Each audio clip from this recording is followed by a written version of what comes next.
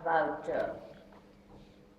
NGOs and their obstructive tactics towards development projects. Following which, and that, mind you, that report was prepared during UPA government. ये इसमें BJP का कोई हाथ नहीं. हिंदी आती है सबको? चलेगा ना? तो वो रिपोर्ट में बीजेपी का ऐसा कोई हाथ नहीं था. सिर्फ ये है कि बाद में रिलीज हुई. करीब कितने एनजीओज को नोटिस भेजे गए जिनमें ग्रीन पीस का नाम खासकर आया गया कि ये किस तरह से हर किस्म का पावर प्रोजेक्ट रोकते हैं, ना थर्मल बने, ना हाइड्रो बने, ना न्यूक्लियर बने, ना ये बने, ना वो बने. ये एक रिपोर्ट के जरिए कहा गया. Now I personally felt very uneasy when the manner in which that report was released, because I felt that the India government was acting in a knee-jerk manner, handpicking some Greenpeace को पकड़ा पर बाकी 10 और environmental groups हैं उनको कुछ नहीं कहा. Why target? What was the basis on the which I'm one of those who believes that due process is extremely important. And therefore, my plea to the government was, set up a commission of inquiry, let the facts come out, let us know in a systematic manner what the issues are, and then we decide what to do to the NGOs. And my reservations against foreign funding NGOs is not new. I'll tell you that history in a bit. But let me tell you the scope of funding. I'm sure many of you already know. As per the report published by the Home Ministry for the year 2011-12, some 22,000 NGOs reportedly received rupees 11,546 crores as foreign contributions. It's a big chunk of money. This is what's known officially. We're not talking about all that come through Hawala. जैसे मेरा पाटकर का सारा नर्मदा बचाओ आंदोलन तो हवाला पैसे से चला. उनका तो कोई बैंक अकाउंट ही नहीं वगैरह वगैरह. This also doesn't include the money that NGOs get through UN agencies because they're not listed under the same category. And UN also, UNDP, Food Program, FAO, FLAD, IMCA, उसकी भी 85 wings हैं, वो भी पैसे देते हैं. UNICEF, UNIFEM, FLAD, IMCA, all that. Among the list of donors, USA tops the list with 3,838 crores, followed by UK and Germany. Majority of donors, including the top 3, interestingly, are church-based organizations. These are Compassion International USA, followed by Church of Jesus Christ of Latter-day Saints USA, and the Kinder Northlight or whatever of Germany. Similarly, of the top 15 donor agencies, 13 are related to some or the other Christian sect. And 90% of the top 30 recipient organizations are engaged in missionary activities. तो एक बहुत chunk जा रहा है evangelical काम के लिए, conversions के काम के लिए, Christianity के spread के लिए. And the highest amount of foreign contribution was received by the following Christian organizations, namely World Vision India, followed by Believers Church India and Rural Development Trust, among. और बहुत सी church organisations के नाम बड़े secular हैं, उसमें हिंदी वाले भी हैं. तो आपको नाम से ज़रूरी नहीं है पता. जैसे इंडियन सोशल स्टडी ना, इंडियन सोशल इंस्टीट्यूट है लोधी एस्टेट में, उससे लगता तो है बहुत सेक्युलर है, but it's basically. Now the point is I don't wish to make it a whole case only about missionary activities and church funded. Religious freedom तो होना चाहिए, पर किस दायरे में होना चाहिए ये तय करना. Now, as someone who set up Manushi way back in 1978-79, so I have a long, I'm ancient and have started very early on in life and have spent decades witnessing these organizations, because जब हमने शुरू किया था तो गिने चुने, you could count on your fingertips जो आज के NGOs हैं वो बहुत गिने चुने ही हुआ करते थे. Now interestingly, it's only in the 70s that a whole new set of self-appointed social reformers and do-gooders appeared on the scene, linked to foreign donor agencies, and which the coming of them I've seen, witnessed the transformation of the social and political activism in India in a major way with the coming of these foreign funded NGOs. When we set up Manushi, बहुत कम ऐसे था कि आप Ford Foundation का पैसा लेके या ही was या जिसका भी. Now it's not as if in NGO से पहले हमारे यहाँ कोई tradition नहीं थी. India has a very rich tradition of social and political activism. Even if we don't go too far back into history, but starting, let's say, mid-19th century during colonial rule, a whole spate of organizations, very large spectrum of social organizations, religious social organizations, emerged in response to colonial rule. इनमें कई सारी बड़ी large scale movements बनी, जैसे पंजाब में आर्य समाज, बंगाल में ब्रह्म समाज, महाराष्ट्र में प्रार्थना समाज. इस प्रकार हर प्रांत में, हर एरिया में, हर रीजन में अपनी अपनी ये सोशल रिफॉर्म मूवमेंट्स शुरू की गई. और जो characteristic feature, the salient feature of all these organizations was that the reformers who set them up, whether Lala Devraj in Punjab and Mahatma Hansraj in part of Arya Samaj, or Ishwar Chandra Vidyasagar, or Mahatma Phule in Maharashtra, Ranade, Justice Ranade, each one of them, interestingly, started their work with mobilizing their own community. सबसे पहले तो अपने पड़ोस में, अपने रिश्तेदारों में, अपनी कास्ट बिरादरी में काम किया, यानी समाज से जुड़ के काम किया. When I say they started with their own, it doesn't mean that they confined themselves to their own only, but this was one way of remaining or starting political activism which was socially rooted, and they drew sustenance from that community. अब जैसे उदाहरण देती हूँ, मेरा research का history में यही JNU में जो काम था आर्य समाज में, तो जब आर्य समाज के स्कूल्स इस्टेब्लिश किए और उन्होंने सोशल रिफॉर्म के इशू भी उठाए, जिसमें विमेंस इश्यूज बिल्कुल सेंट्रल इश्यूज थे. विमेंस एजुकेशन, पर्दा प्रथा के खिलाफ लड़ाई, विडो रीमैरिज, चाइल्ड मैरिज बंद करना वगैरह वगैरह. One component was social reform, and the other component was setting up new institutions. That included widows' homes, that included new schools for both girls and boys, institutions of higher education, जैसे सारा DAV wing जो चला north India में आर्य समाज का, इसी किस्म से बाकी जगह भी ये जो SNDT यूनिवर्सिटी जैसे महर्षि कर्वे ने शुरू की. They set up very viable institutions which changed the educational, cultural landscape of the provinces in which they set up. And yet, all of this support neither came from the government. Most of them kept a very healthy distance from the then government. Not from outside, it was drawn from that very society. जैसे पंजाब में जब ये लड़कियों का school शुरू किया तो आटा फंड, रद्दी फंड, ये इस तरह से घर जाके ये वॉलंटियर्स आर्य समाज के औरतों से रद्दी लेते थे, उसको बेच के पैसा हर महीने हर औरत कुछ न कुछ आटा दे रही है.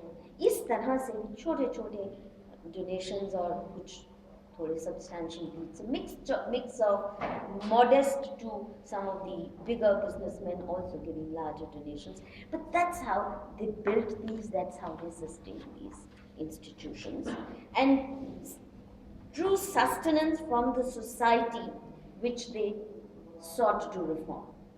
That, I think, to me is very, very crucial.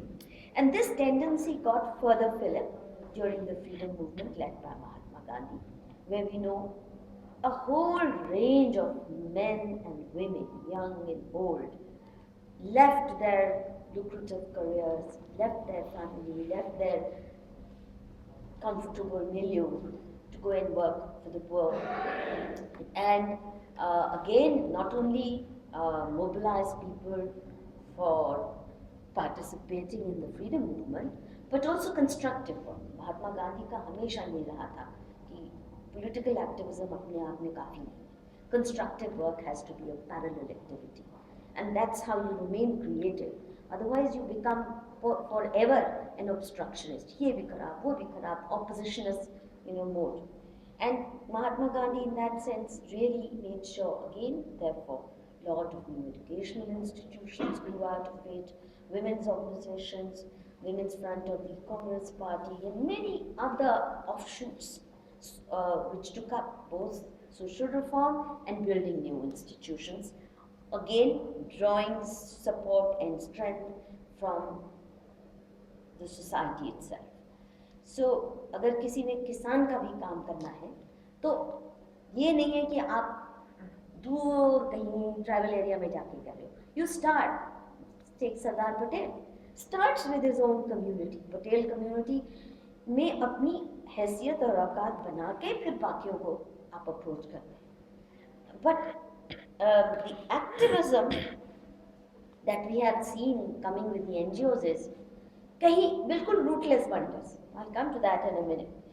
Another very noteworthy feature of all these social reformers and political activists.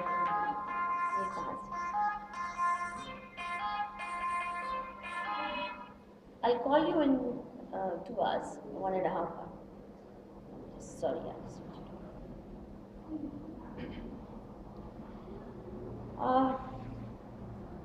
it's also important that the leaders, each one of them, whether it was Ishwar Chandra Vidyasagar or Lala Devraj or Mahatma Phule or Kamala Devi Chattopadhyay, Gandhi's very close colleague, each one of them, their life was their message. Like Mahatma Gandhi's life was his message. They lived inspirational lives and therefore were able to move society, bring about radical changes, challenge orthodoxies, challenge rituals, challenge belief systems that had become moribund, had caused society to become backward looking, whether on the issue of women's rights or whatever. But they could very quickly move, and that's why if you see all the issues that they took up, we saw swift change. Barriers against women's education, barriers against women's participation in public life, all these things happened very gracefully. And in India, women's rights struggles very interestingly didn't assume the form of gender war. Why? Because men and women worked together. If anything, men were taking a lead role. Unlike in the West, where women's issues actually assumed the form of gender war, because there they had to fight men. Here, these men acted as buffers, stood in front of women and protected them from attack and took a lot of the brunt of the attack, social attack in the early stages. But very soon they became iconic figures. They didn't remain social outcasts, they became iconic figures and respected figures, and society moved with them. They didn't stand apart from society. Now in 1970s onwards, one saw a new species of social do-gooders emerge. All of them began to be, छोटी छोटी भी opposition शुरू हुई तो कोई ना कोई funding agency आके उनको अपने नेटवर्क में शामिल कर लिया.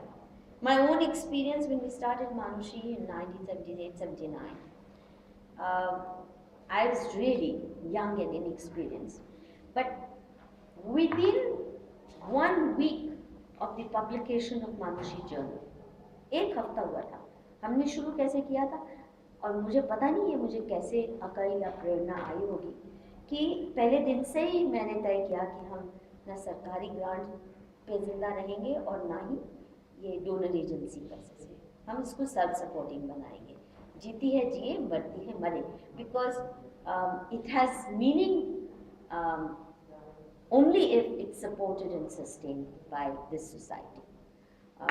स्वीडन से सपोर्ट लेके, अमेरिका से सपोर्ट लेके मुझे यहाँ पे एक्टिविज्म नहीं करनी। मेरे लिए ये सेल्फ रिस्पेक्ट, सेल्फ एस्टीम का भी मुद्दा है कि मुझे इस देश के लोगों का अगर दुख दर्द सुनना है तो मुझे अमेरिका या कनाडा से पर डीएम अलाउंस मिले, वो मुझे स्वीकार नहीं। और दूसरा, इस देश की गरीब के नाम, पिटी हुई औरत के नाम, दलित के नाम, उसके ऊपर अट्रॉसिटीज होते हुए उसके नाम पे मेरे जेब में पैसा जाए, ये भी मुझे स्वीकार नहीं है। मेरे लिए वो बहुत हराम का पैसा, जो गरीब के नाम का पैसा।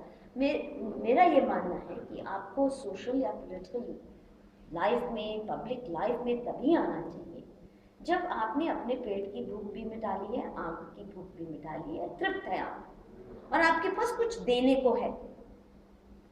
आपकी खुद की रोजी रोटी का भी आप इंतजाम कर सकते हैं, 2 लोगों को भी खिला सकते हैं, फिर भी आपके पास कुछ देने को है। और इसका ये मतलब नहीं कि आपको बहुत बड़े पैसे चाहिए। जब मैंने शुरू किया था, मैं मान लो लेक्चरर थी, 700 रुपये मेरी तनख्वाह होती थी। जब हमने अपने ही जेब से निकाल के मानुषी को शुरू किया, पहली हमारी किटी केवल 800 रुपये की थी, अपनी जेब से पहले निकाला, फिर लोगों से मांगा चलना। मेरा ये मानना है कि चाहे थोड़ा कमाते हो, ज़्यादा कमाते हो, जब आप उसमें संतुष्ट रह सकते हो, अपने पाँव पे खड़े हो, उसके बाद आप किसी के लिए करने की कुछ क्षमता रखते हो।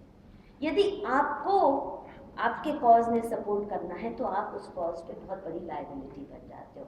जिस दिन आपको ये है कि ये कहाँ से पैसा आएगा, मेरी अगले महीने की तनख्वाह का, मेरी गाड़ी का खर्चा, मेरे पेट्रोल का, मेरे एयर कंडीशन का, कहाँ से बिजली का bill, then you know your priorities without your knowing they start changing. So I decided, I will not earn my living from peddling India's misery. Secondly, we will make it self-supporting. Whether or not we survive, it doesn't matter. One should be willing to fold up the organization if it doesn't find support in society. And that's why, as I said, within a week of Manushi's first issue, the journal issue coming, well, at a time when, as I said, we started with 800 rupees, बड़ी मुश्किल से 11-10-12,000 रुपये इकट्ठे हुए। वो तो पहले issue में सारे खत्म हो गए, पता भी नहीं था कि अगले इशू के पैसे कहाँ आएंगे। When Ford Foundation came to me with a huge offer, they were willing to give us more money than I could count. मेरा वैसे भी मैथमेटिक्स पैसे के मामले में बड़ा कमजोर है, and offered to underwrite the whole operation. And when I said no, we decided not to accept funding, they said okay, very good, you're very we admire this, but what we'll do is we'll give you advance money for 5,000 or 10,000 copies for the next 5 years or 10 years. So किसी को भी भेज दो, ये तो इधर से हाथ नहीं लगाया ना, आपको ऐसे ये नहीं चलेगा. And I said no at a time when, as I said, we didn't have an office, we didn't have a typewriter, we didn't have a table, we didn't have any resources to set up even the most basic infrastructure. 4 issue मानुषी के 2 साल तक हमने बिना एक typewriter के भी काम किया, बिना ऑफिस के सड़क पे बैठ जाते थे, ढाबे पे बैठ जाते. At that point they were willing to underwrite us in a big way, and I know that if I had accepted, then I would have been also one of the big jet setters, and would have had by now a staff of 120 people doing my bidding. But I think it was one of the wisest decisions I took, even though life is extremely tough trying to make do with, because once the foreign funded NGOs came and take over, उससे पहले इस समाज में लोग support करने की एक tradition थी. फिर क्या हुआ कि अब इस समाज को भी लगता है अरे एनजीओ बड़ा पैसा मिलता है, ये तो जेट सेटिंग करते हैं, so that kind of support that was very spontaneous at one time, now NGOs have become such a new phenomenon, such a 5-star, they've set up this 5-star culture that society now looks to them to provide them jobs. लोग आप आपके पास काम करने के लिए पहले तो हमारे पास बड़े संख्या में वॉलंटियर्स आते थे, अब वो नौकरी ढूंढने आते हैं। आप एनजीओ है तो इसका मतलब हमें घुमा सकते हैं दुनिया भर.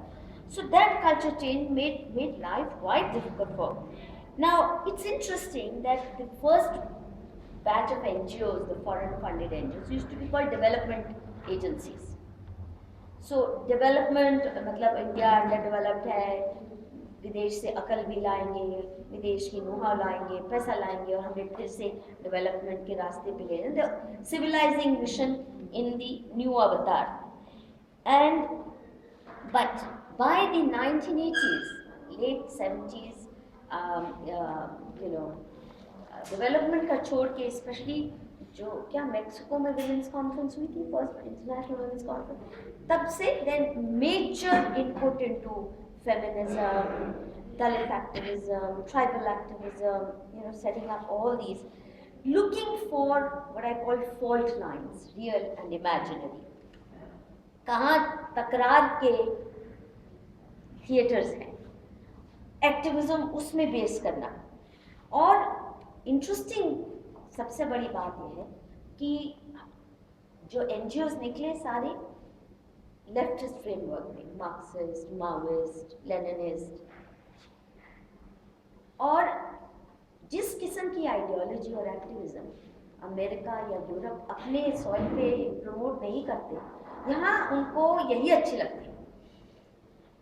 किसी माओइस्ट को आप नहीं देखेंगे कि अमेरिका में, वहाँ तो मकार्थिज्म चला था और लेफ्ट का बदहाली की थी, वहाँ नहीं सपोर्ट मिलती. बट हिंदुस्तान में you have to be a certain shade of left, feminist, etcetera, and bring that whole class struggle, ferocious class struggle framework into every issue, whether it's caste, whether it's gender issues. घर में भी वही class struggle का format में मर्द औरत की भी ऐसी लड़ाई करो कि पहले 2 जूते चलते थे तो फिर सर फूटे और जल्दी से जल्दी डिवोर्स हो. And actually, the low rate of divorce in India began to be seen as a sign of the backwardness of our women. Why is your divorce rate so low? High divorce rate means your women are liberated.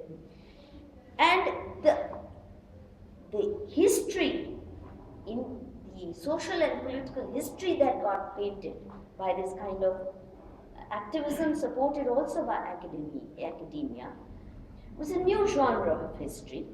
कभी सबाल्टर्न्स के नाम, कभी feminist historiography के नाम, कभी जो भी. India as a civilization which only saw unending series of atrocities, abuses, जैसे यहाँ के मर्दों को एक ही काम आता है, उनको जलाना, पीटना, अपर कास्ट को एक ही स्पोर्ट है, दलित को और लोअर कास्ट को अप्रेस करना, उनको कुचलना. हिंदुओं को एक ही काम है, मुसलमानों को प्रताड़ित करना, उनसे नफरत करना, दंगे करना. This became the paradigm. I mean, I'm oversimplifying, but I think this oversimplification isn't quite an exaggeration. And the interesting thing is that when they take up all these issues, if you look at our earlier activism, whether our social reformers took up women's issues or they took up issues of other social groups, landless war, Mahatma Gandhi ने भी Dalits को organise किया, उनके rights पे काम किया. The idea was to bridge divides. जो आज मनमुटाव है, टकराव है, जो ज्यादतियाँ हो रही हैं, वो कम हो और आपस में करीब लाया जाए. हिंदू मुसलमान का भी अगर टकराव है, कैसे करीब लाया जाए. पर ये जो एक्टिविज्म है, ये डिफरेंसेस इररिकंसाइलेबल है और उनको और बढ़ाया कैसे जाए. अगर 2 इंच की या 4 इंच की खाई है तो वो 40 फुट की कैसे बन जाए. Unending conflicts. India should become a creator of unending conflicts and almost civil wars. mini civil wars on every front. And it's not surprising that with this ideology, they are under the guise of human rights. We have support to secessionism. कहीं भी secessionist movement है हमारे human rights activism, वहाँ ही सबसे ज़्यादा चलती है. कहीं insurgency है तो वहीं human rights activism चलती है. यानी जो भी disruptionist ताकतें, जहाँ लड़ाई थोड़ी सी थी उसको कैसे बढ़ाया जाए, और disruptionism जो है टुकड़े. I would strongly recommend you look at this book. I don't know if you've seen it, Breaking India by Rajiv Malhotra. You've seen it. Well then, I don't need to labor this point. But I think if Manushi escaped this route, primarily because we kept away from Father Fandi. And we kept away from this jet-setting culture. उसकी ज़रूरत नहीं है. दूसरा, अगर आप इनकी ये jet-setting organizations का देखिए, देवराला में सती होती है, उसकी डिस्कशन कहाँ होती है? Colombia university. देवराला में जाके वहाँ के लोगों से बात करने की कोई ज़रूरत नहीं है. चरण शाह की सती होती है सतपुरा गांव में यूपी में, वहाँ कोई नहीं जाता. यहाँ से बयानबाजी शुरू हो जाती है, इनको अरेस्ट किया जाए, नया कानून लाया जाए. ट्रिकोनियन सा कानून आता है जो बिल्कुल उल जलूल है. ऐसा कानून जो कि सती में, सुसाइड में और मर्डर में भी फ़र्क नहीं जानता, सबको एक ही. अगर आप कह रहे हैं कि मसलन रुकमर सती के बारे में कहा जाता है, उसको ड्रग करके पार पे ले जाया गया, तो फिर तो मर्डर हुआ भाई. तो मर्डर के लिए तो आईपीसी में बहुत प्रोविजंस हैं, पकड़िए ना जो भी उसको ड्रग करके लेके गया. अगर वह खुद जंप की पायर पे, उसको सुसाइड कीजिए ना, कहिए. क्योंकि सती तो ट्रेडिशनली जो मानी जाती है कि औरत के शरीर से सत निकलता है, सेल्फ इग्निशन होती है, तो ऐसी महिला होगी, हम भी उसको नमन कर देंगे. पर अगर उसको खींच के ले जाया गया है तो उसको मर्डर कहिए. Why do you glorify it? या जैसे चरण शाह की सती हुई थी, 50 साल की, 55 साल की एक दलित महिला, सतपुरा गाँव में. इतना गरीब बैकवर्ड गाँव कि वो औरत अपने पति का ट्यूबरकुलोसिस का इलाज भी नहीं कर पाई, क्योंकि कोई अस्पताल नहीं, इतने पैसे नहीं थे कि 50 मील दूर जाके इलाज करवा सके. इतने गरीब परिवार की. वो पति मरा और क्या उसको सूझा कि सब लोग आ गए. She was the head of the family. और उस दलित कम्युनिटी में तो रीमैरिज बहुत कॉमन है. फिर भी उसमें क्या सूझा, वो चरण शाह जाके सब लोग आ गए घर नहा धो के, चिता जला के. She went and she flung herself on the pyre. So जैसे होता है कि anybody who displays this kind of exceptional devotion to a spouse, तो हो गया थोड़ा सती सा उसका कल्ट. इन्होंने तुरंत क्या डिमांड की? सारे गांव को अरेस्ट कर. हालत ये थी, उस गांव में इतने गरीब परिवार थे कि बेल के पैसे भी नहीं मिले थे. किसी ने उसको फोर्स नहीं किया. वो सुसाइड में करिए ना. और किसी किस्म की suicide, it does, Romeo Juliet की सुसाइड भी कितनी रोमांटिसाइज होती है. तो कोई नहीं कहता कि रोमियो जूलियट को बैन कर दो क्योंकि वो रोमांटिसाइज करता है डेथ को. The point that I am trying to make is that this kind of response, sitting far away in Delhi, TV studio se bak karo, demand law, demand arrest, set the police on people. No engagement with the people you wish to reform.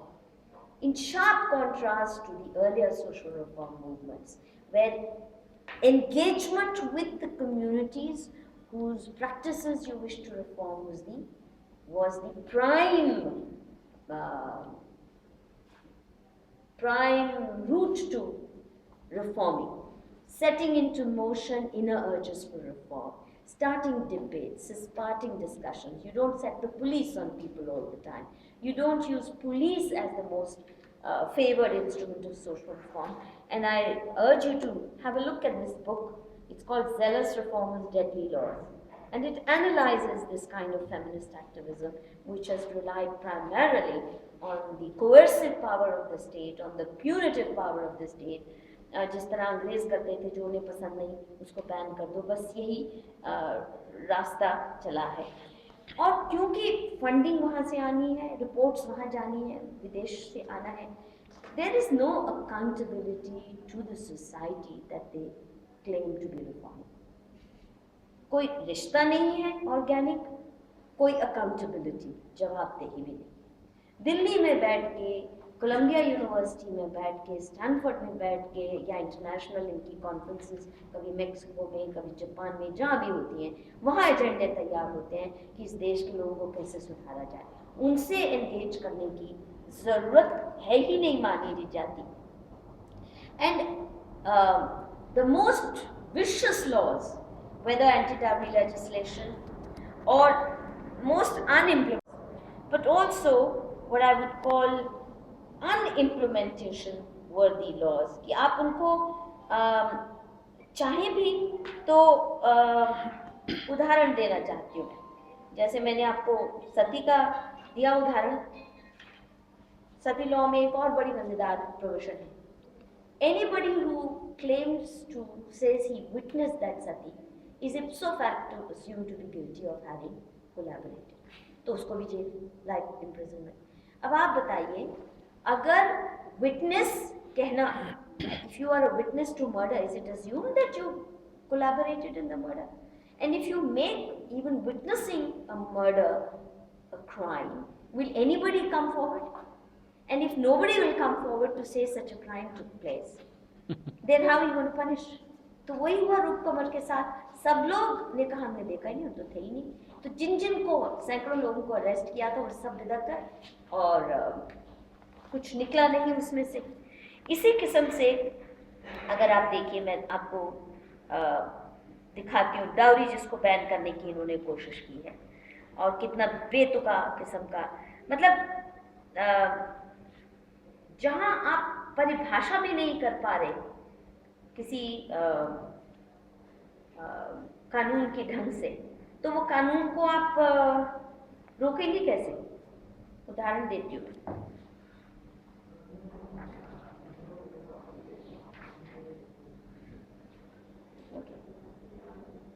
Definition of dowry आपने पढ़ा कानून? ये पढ़ा? Are you aware of the absurdity of it? Well, not really. All right. Dowry is defined as any property or valuable security given or agreed to be given, either directly or indirectly, by one party to a marriage to the other party to the marriage, or by the parents of either party to a marriage, or by any other person to either party to the marriage, or to any other person at or before or any other time after the marriage in connection with the marriage of the said parties. Now, as per this definition, even if I buy a table lamp for my cousin who's getting married, it comes out, मुझे भी बंद करो, मेरी cousin को भी बंद करो, क्योंकि उसने ले ली और मैंने दी एक table lamp. Anything given at any time before or after by anybody, either party, second party, this is how absurd it is.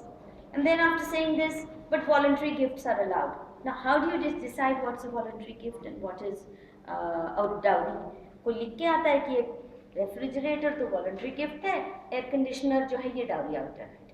It doesn't. I mean, I've discussed it line by line, this act and many other stupid laws that our feminist sisters have brought to, and mind you, इनको ऐसे ऊल जुलूल कानून बनाने के, जैसे domestic violence law जो lawyers collective Indira Jaisingh ने बनाया, करोड़ों रुपया यूनिफेम ने दिया, फूड फाउंडेशन ने दिया, इसने दिया, उसने दिया, करोड़ों रुपया मिलता है ऊल जुलूल कानून बनाने। मैंने भी सरकार के लिए कानून बनाए, rickshaw law reform, street vendor law, made एक पैसा नहीं जरूरत पड़ी। क्यों? क्योंकि आपका अनुभव है, आपको पता है क्या कमी है, आपको बनाना है, बैठ जाओ, 10 लोगों से सजेशन चाहिए वो भी मिल जाती है। एक बिना पैसा लिए बड़े बड़े लॉ, रिजर्वेशन बिल का ऑल्टरनेटिव, इन्होंने विमेंस रिजर्वेशन बिल बनाने के लिए करोड़ों रुपया डका दिया, हमने उसको अल्टरनेटिव बनाने के लिए 10 रुपए की हमें तो जरूरत नहीं पड़ी। The point that I'm trying to make is that it's become a very lucrative profession to invoke draconian laws, to treat our people as an uncivilized lot, to try to browbeat them into submission, to their notions of what is progressive. And these NGOs have come to dominate social and political discourse in such a vicious manner that all other voices are getting silenced. किसी और की सुनवाई नहीं हो सकती. जजेस को, journalist को, एमपीज को ये जेट सेटिंग ले जाते हैं. कोई भी लॉ की डिस्कशन है गोवा में 5 स्टार रिजॉर्ट में ले जाओ, जजेस भी चल पड़ते हैं, एमपीज भी चल पड़ते हैं, जर्नलिस्ट भी चल पड़ते हैं. So they filled this whole.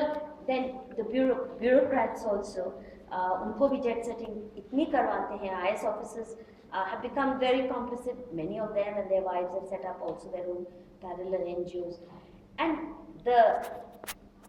the stranglehold of these NGOs is so strong that in the last 10-15 years, if you see, especially last 15 years, there's hardly a law in India that's been enacted, except maybe those that these NGOs don't yet understand, corporate ye wo tax ke, that doesn't go through.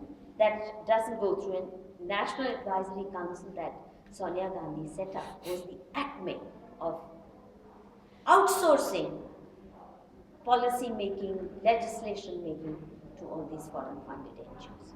One of the most dangerous things, and Congress has very fortunately for us paid a very heavy price for it, because they came up with so many cockamamie ideas and impractical ideas. That communal violence bill that they had drafted, had it been passed, it would have caused havoc, as much havoc as the stupid anti-dowry law, the domestic violence law is causing. It's really causing havoc on families.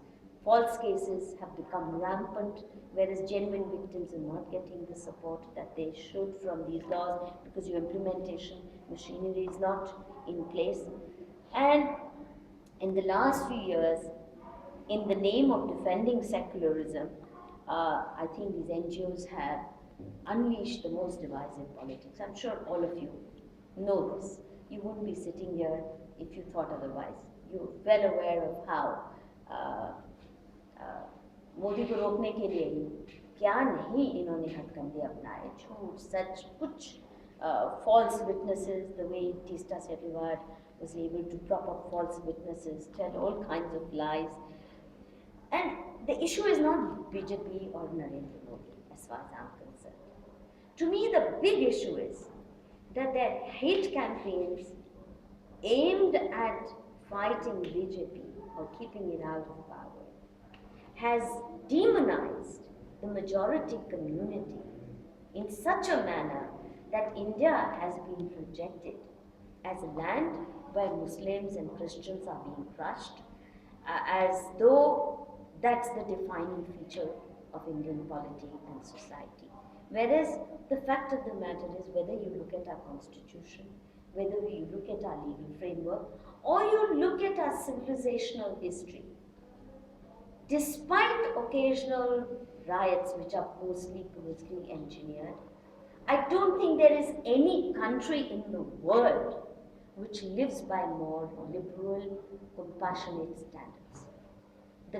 The culture of co-living, the culture of accepting differences as a way of life, not imposing your culture on others, saying, हमारे लिए ये मान्यताएं पर वो नहीं मानते तो नहीं सही, उनका अलग तरीका है. कोई भी हिंदुस्तान में कोई भी कम्युनिटी अपना कल्चर किसी पे थोपना नहीं चाहती, सिर्फ अपने को प्रिजर्व करना चाहती है. Then that right everybody has. And the manner in which India is one of the few countries in the world where people worship at common sacred spots, चाहे पीर किसी की मज़ार हो या festivals हैं, festivities, we join in each other's festivities. गांव में तो नवरात्रे भी होते हैं मुस्लिम गांव में, तो आपको पता नहीं चलेगा कौन हिंदू कौन मुसलमान इकट्ठे सेलिब्रेट करते हैं. ईद के दिन इकट्ठी दावतें होने का कल्चर रहा है, जो कि और किसी मुल्क में बहुत कम आपको दिखेगा, जहाँ ये है कि there is one jealous God who will not allow you to worship any other God. हम तो 3 million gods and goddesses वैसे ही हैं, 5-6 और आगे तो क्या फर्क पड़ता है. We have that, and yet we have been put on the watch of all these religious intolerance, and that punitive action should be taken against India because you don't allow.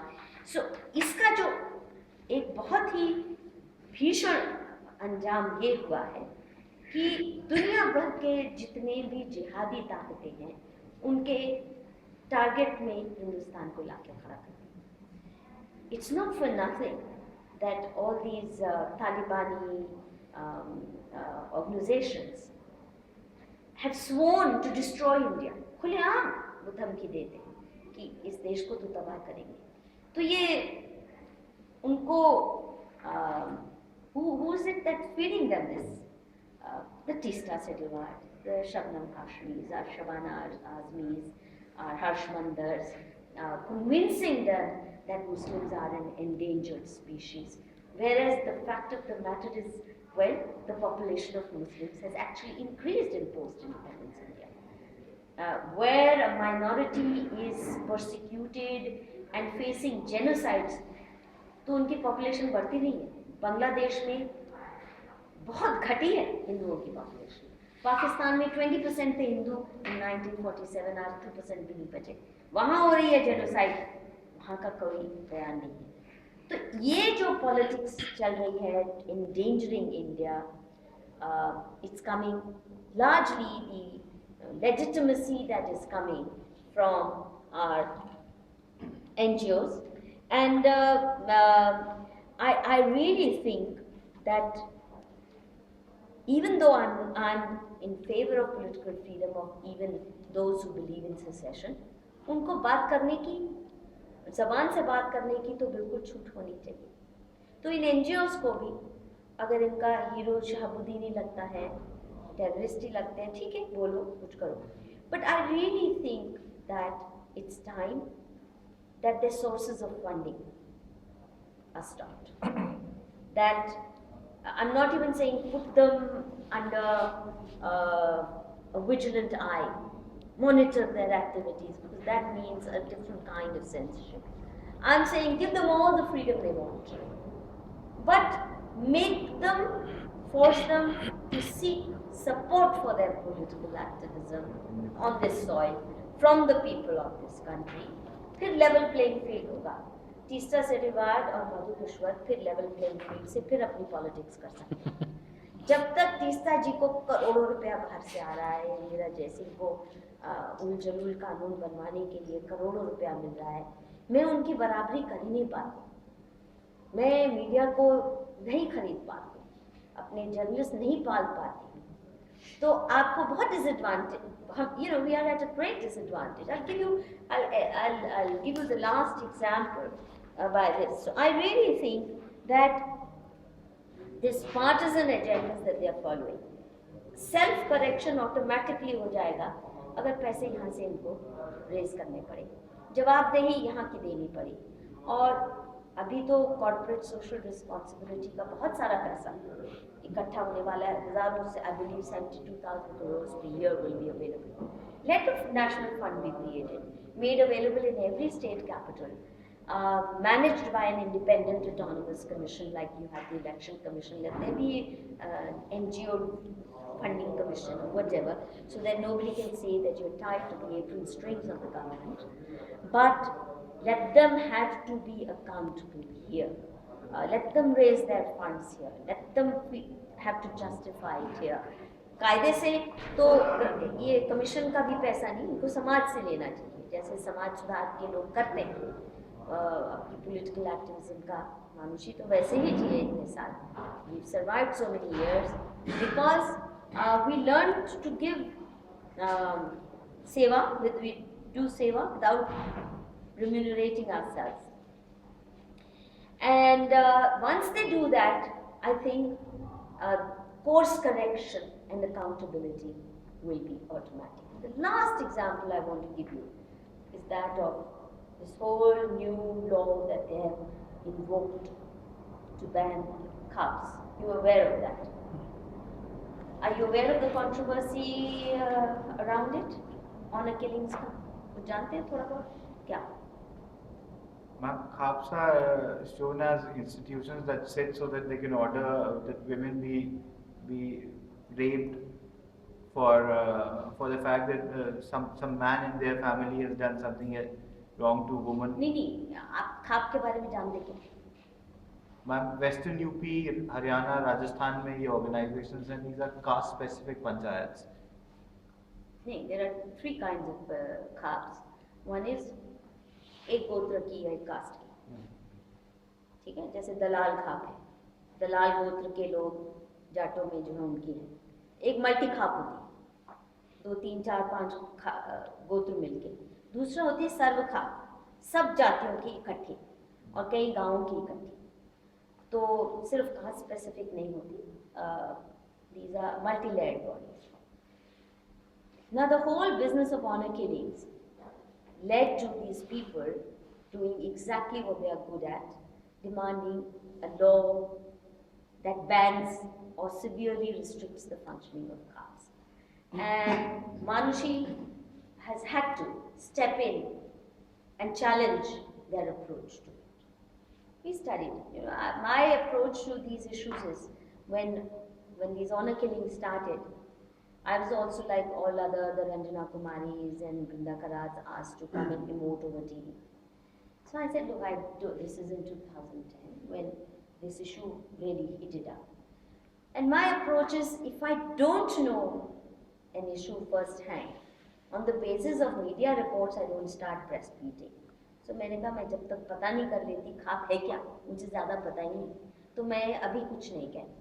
So I began by organizing dialogues with Khaps. I invited Khap leaders. And their version turned out to be substantially different from what was coming through the media. Nobody was listening to them. उनको गाली absentia में दी जा रही. Now what did I discover? They said, yes, we believe in the sanctity of Gotra. Yes, we say सगोत्र शादी, गोत्र के अंदर शादी हमारे मॉरल यूनिवर्स में इंसेस्ट के बराबर है, क्योंकि gotra meaning you owe your ancestry to one common thing, और therefore you are like brother and sister. Your lineage you owe to a common ancestor. People of that gotra therefore are supposed to be brother and sister. Now we well know that incest is a taboo and is very heinous crime in the eyes of people all over the world. Incest तो सभी लोग बुरा मानते हैं.